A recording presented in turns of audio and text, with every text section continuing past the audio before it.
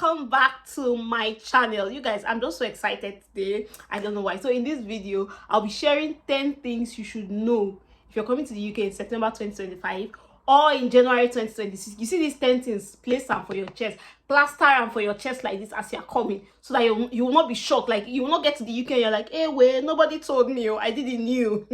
This is the time to knew. Okay, so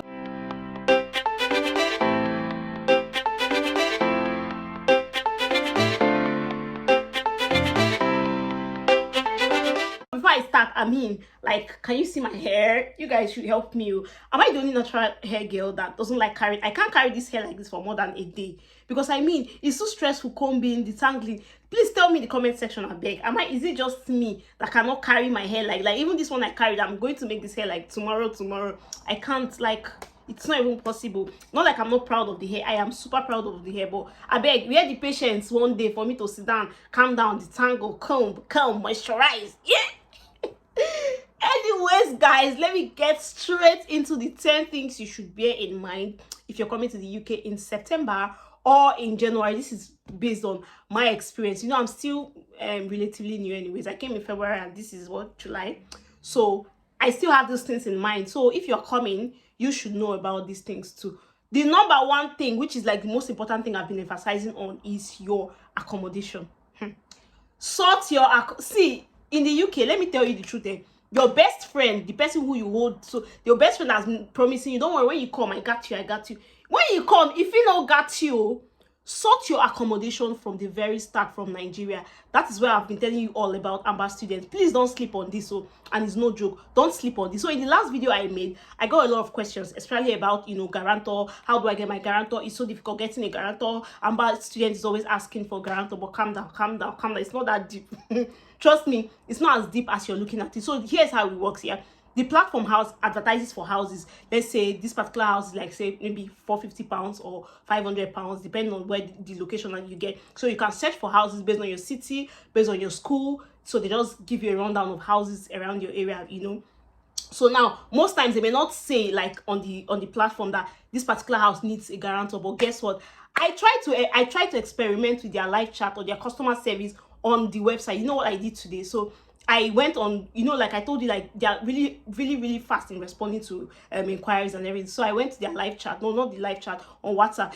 So they have, when you click on the WhatsApp, the customer service redirects you to WhatsApp, so you can chat with them directly. So I made inquiries about the whole guarantor stuff, and they clarified. So here's the thing: some houses require you to have guarantors, some do not even require you to have any form of guarantors. Some say, okay, you can have guarantors who are homeowners in the UK. Some say you can have guarantors who live in the UK but are not homeowners. Some also allow you to have guarantors that live internationally, so they can live any part of the world, but they will still shorty you just in case you cannot pay the rent. So what am I saying? You can still find houses where you do not require guarantors. You can still find houses where you require guarantors who just live in the UK, which is easy. You can have friends who already live in the UK.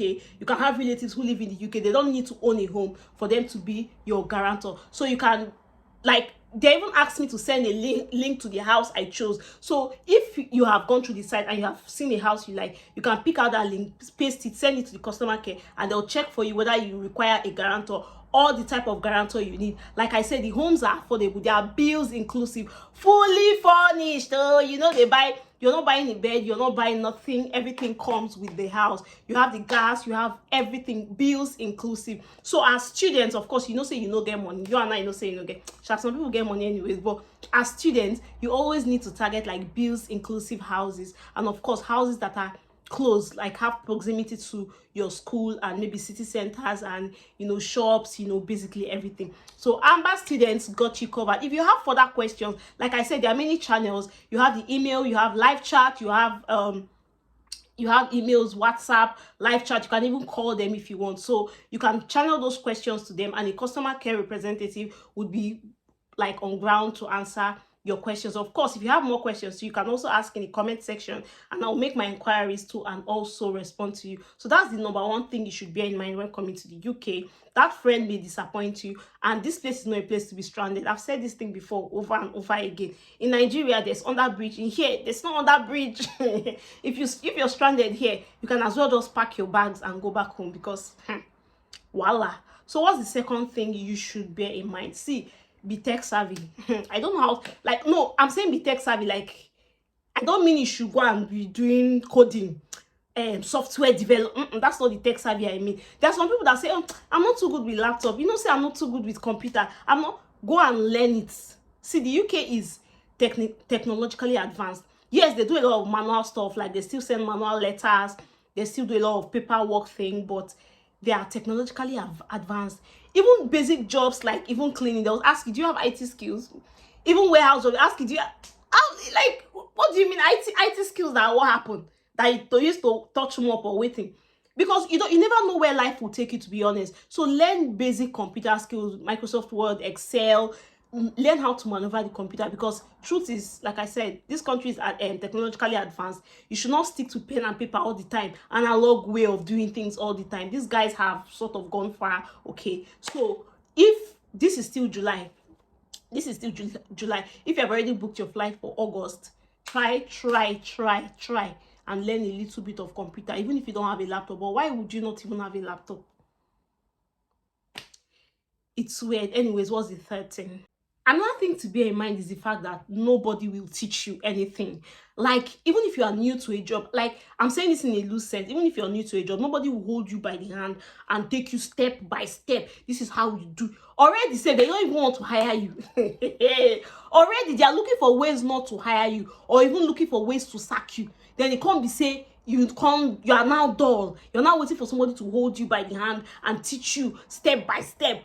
Nobody will teach you in the UK. Please correct me if I'm wrong. I remember the first time I walked into a school to work as a cover supervisor. They asked me, is this your first time doing this thing? And I said yes. So you can imagine that somebody asks you, is this your first time? And you say yes. Even with the yes that you said, nobody even, like, I just sat, turn on the computer, this is what you're doing, software, login, and I'm just looking like, hey, check out the assignments, check out the grades, this is how you do. Like, she's rushing over these things, and for her, she's teaching you, if you like learn, if you like no learn, if you like pick no pick. You have like 30 minutes to walk into the class and do your thing, you get? So you have to be really smart, because nobody is teaching you. Like I said, they're looking for ways to sack you. You mess up, you move, another person will come, you get? So you have to be really smart, because nobody is going to spoon feed you. Okay, you have to really be smart. Next thing, one of your greatest challenges, or if not your greatest challenge, will be landing a job.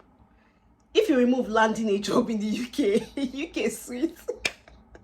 I swear, if you remove the process of landing a job, especially as a student, the UK is sweet. In fact, I should add something on this screen. There's a job I saw, housekeeper, for 16 hours.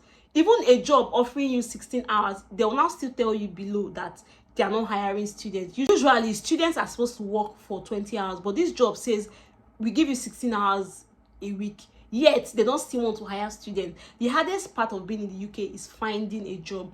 See, the frustration that your job will give you, the stress your job will give you is better than not getting a job, because applying to jobs is already a full-time job. Imagine sending, I've said this thing over. The more I say, the more I feel like, oh, I'm discouraging people. But your greatest challenge will be finding, once you have found a job, a steady job at least, and you have steady income, life is just going to be better. It may not be totally 100% smooth, but it's better to endure the frustration from your job than not having a job. Trust me, not having a job that's the fastest way to go crazy in the UK, to go mad in the UK. Nothing is funny about it. It's not funny. Another thing is that you learn to be alone. If you're a baba for the masses, mama for the masses, you like to hang out with people, you like to hang out with your friends. In the UK, friendship is different. Like, even that your friend who is always clingy, who is always checking up on you, who is always here, it is different, because especially when everybody is working. Basically, you might be working night and they are working morning. So it's always mostly clashing. Even if they are working morning and you are working morning, when they close, they are tired. When you close, you are tired. So that kind of bonding and whole relationship thing, we enjoyed in Nigeria. It's not here, because literally everybody is busy. And when they are not busy, they are literally on their bed sleeping. You get? So that whole friendship, your friendship, in fact, you will learn to be alone by yourself. Solitude is going to be a virtue, even when you don't have a job. Once you have applied and you're tired of applying, you go climb bed, sleep. Because the frustration will not even let you want to socialize or anything. So if you're someone that likes to be around people and you're planning to come in September or January, start learning to be by yourself. Once your friend calls, let us hang out, let us say no, you are busy. Start learning to keep yourself company, start learning how to be alone, because the UK is going to teach you that if you don't already know it. Already I'm used to staying alone even while in Nigeria, and I mean only me the all day house, you get, and it's nothing to me. So even when I came and I was job hunting, my brother will go to work, everybody will leave the house, it's just me. I still know say my own be say make I shall just get work, you get. So you just have to get used to it. The loneliness, for some people they say they get depressed, but me, nah, I'm not depressed by being alone. Like I love my company. I love being alone. Okay. The next thing is to sort out your references. So if you are applying to jobs like, let's say, professional jobs, or jobs like office jobs, jobs that require you to submit references, they always ask for references with professional emails. They don't accept gmail.com, yahoo.com, hotmail.com. No, it has to be a professional reference. And now usually when I came to UK, for instance, I already had my references. Okay, I'll reach out to these people, I'll reach out to these people. But guess what, most of them were not professional references. Most of them did not have professional emails. So what I did when I came was, then I say, oh, look for people with you must have references with professional emails. I had to now start sourcing to get references with professional emails. So if you're in Nigeria now, this is your opportunity. Reach out to people you know who have professional emails. Tell them that, I just need your emails. Should I start applying to jobs in the UK? They'll probably send you messages so that you can respond. You can give me references and all. Sort out those references now, because that time, trust me, it's gonna be hard. When you try to reach out to someone, now you can physically walk up to them, maybe go to their office, visit them at home to tell them, ask them for their reference and explain why you need it. But when you're in the UK, you can call, they don't pick, because of course you have to call on WhatsApp. You can't call normal call. You can call, they are not online. You can call, the network is bad. So it's going to be more difficult. If you're in Nigeria now, go and look for like 3 or 4 references with professional emails. Just keep it handy so that when you start applying and they ask for reference, you just start sending to them. Especially if you're going to do a teaching assistant job, look for teaching references, professional, with professional emails. Keep it handy, okay? This is going to help you in the long run. Next thing, okay, this is controversial. I don't know how to say it, but try to add a UK experience to your email. So if you are coming as a newcomer, of course you've not been to the UK or you've not worked in the UK, so there's no way you can have a UK experience. But the psychology of employers in the UK is the fact that when you have a UK experience, you're already 5 times higher or faster than people who do not have it. So I just suggested this point. I don't know how to explain it to anybody. I don't know how to tell you to go about the whole UK experience thing. But if there is a way, you find a way, somehow, please have a UK experience in your CV, because it fast track. At least with a UK experience, they would invite you for an interview. So during the interview, you can now defend yourself. But I don't know, like I said, I'm not saying you should do this or you should do that to get a UK experience. I don't even know how to go about it, but try and get a UK experience, because the loads of, unfortunately, at least to reduce the millions of unfortunately you're going to get. So the psychology of employers is that they just want you to, if you've worked for a UK company, if you've done anything for a UK company, they feel like, okay, you can do it. But once you are new and you've not worked for a UK, they feel like, this person cannot do this job, or you get, except maybe your experience is very, very advanced, you get. But even at that, it goes to job, unfortunately. But anyways, you get my point here. You get my point. Just source for a UK experience. It is very important. You would need it. So what is the next thing? Next thing is to prepare for loads of documentation. You go snap your passport tire. You go fill form tire. If you're going to, even up till now, you go fill form. You're applying to jobs. You go snap this. You go snap you see documentation. Documentation will cry for your hand. Anything you are doing, you snap on, submit passport. What is your snap passport? Small thing, you don't snap passport. Your passport will rumple by. Prepare for documentation. You're going to do lots of it. Lots of documentation. Just prepare. I don't know how to explain it. Prepare your mind and your heart. You will murmur, you will vex, but then every day I used to stand up. My passport. My passport will say, this passport, let me breathe now. Since my passport come this UK, it never rests. It never day for bag 1 week complete. You must snap, send, snap, scan, send, snap, scan. Just prepare yourself. Anyways, and of course, not just your passport, different other documents, birth certificate, this one, that you go submit. Next thing is to learn how to drive. See, if there's one thing I regret, is the fact that I did not go to a driving school in Nigeria, because of course I felt like it's going to be easier learning to drive in Nigeria. And then if you can get your international driving license, at least provisional, yeah, I think with that international driving license you can get a provisional license here in the UK. I don't know how that works, but so some jobs say you must have a driver's license, and with your international driver's license I think you can use it for 1 year. I'm not too sure, I'll check. I think you can use your international driving license for 1 year. So if you're applying to jobs that say you must have a driver's license, with that document you can actually work with that document. Of course you have to learn how to drive. So if possible, get that international driving license stuff, learn how to drive, because like I said, even the simplest job, the most menial job in the UK, they can give you condition that you must have a driver's license. Like it's crazy. Some will say you must even own a car, you get. So I'm not saying you should come and immediately own a car. Just have that document, so that at least when they say do you have a driver's license, you say yes. And I think that international driver's license is valid for 6 months or 1 year. I have to confirm, but if possible, have that document at least, so that for your job applications, okay, you will not disqualify yourself. Because most of the jobs then I was even applying for, I already disqualified myself, because even when I see that they say you must have a driver, I don't get driver's license, I could still apply. Then when they now check and see that you don't have a driver's license, they'll tell you, unfortunately, and speak that they are crazy English. So if you can get a driver's license, it will help you. The next thing is networking. So when I say networking, I don't mean wanting to be friends with everybody, but try to, when you're in a group of people, in a group of meetings like that, you can just say, oh, I'm looking for a job, but especially if you are still job hunting, because of course when you are new, you probably haven't landed a job. Try to speak to people, anybody you see, not like anybody you see literally, but try to network. Tell them you're looking for jobs. Most of these people work in companies or work in places where there might be vacancy, because in the UK referral is a lot. Like if someone refers you, you have a higher chance of getting a job when someone in that company refers you than when you just apply normally. So most of the jobs you apply to, you see, they'll ask you, were you referred by someone? If you say yes, they don't ask you the person's name. Truth is, when you are referred by someone, you stand a chance to get that. They'll call you for an interview. You stand a chance to be called for an interview over someone who was not referred. So speak to people about your problem. Don't come here and be petrified. Like when I say speak to people, I mean to speak to your fellow Nigerians, speak to your fellow Ghanaians, speak to your fellow Kenyans. I'm not saying white people are bad people. That's not what I'm saying. But try to create a relationship with your people.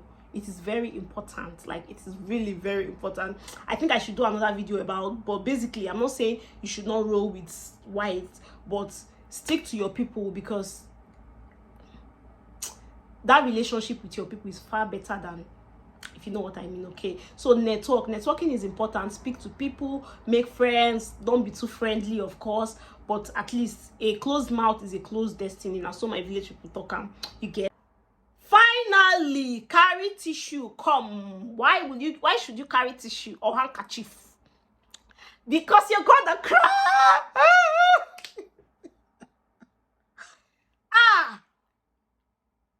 No, I'm not saying this to scare you. You should just carry enough handkerchief, like carry 1 pack of handkerchief, because every day will come with its new challenge. And sometimes, for instance, if you're a last born, if you're a daddy's pet, if you're a mommy's pet, you're an only son, maybe only daughter, and they've been pampering you, carry enough tissue and handkerchief and come, because small thing is going to trigger you. Like, even winter, like when winter starts, you are going to be triggered, because imagine waiting at the bus stop for like 10 minutes or 20 minutes for your bus. Like your body inside is frozen. Hey, at that moment, hot tears will roll down from your eyes. You say, eh. Anyways, guys, this is all, or some of the things. If I remember more, I'll do a continuation of this video. This is some of the things I want you to know while coming to the UK. I plan to do a question and answer on this channel really soon, very very soon. Just give me small time. Let me summon courage to do that. Anyways, my phone storage has just been disturbing me. If you notice in this video, this angle has changed a couple of times. You're very observant. Anyways, we are going to change this phone really soon, hopefully. So yeah, thank you so much for always watching my videos, for engaging, for liking, and of course for supporting me. I always love you, my subscribers. I appreciate you all, and surely I'll see you in the next video.